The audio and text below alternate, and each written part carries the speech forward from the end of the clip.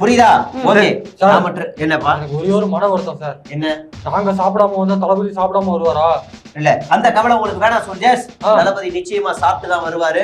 சாப்பிட்டு தான் வீட்டுல இருந்தே கிளம்புவாரு. ரிலாக்ஸ் ஓட்ஸ் எதுனாலும் அவர் நல்லா சாப்பிட்டு வந்துருவாரு. சரிங்களா? அதனால நீங்க வந்து எந்த கவலையும் பட வேணாம்.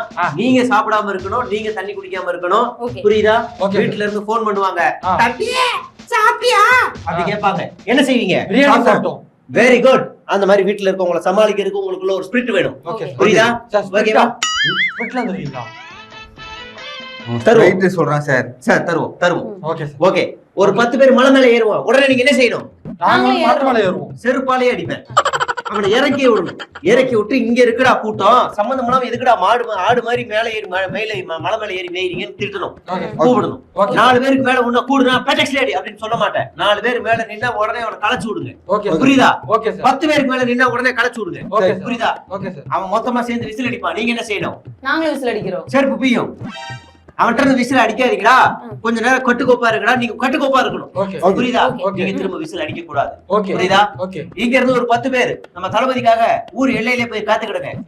மீதி 10 பேர் சுடுகாட்டுல போய் மீதி 10 பேர் நம்ம புஷியனுக்காக பாதுகாப்புக்கு நில்லுங்க.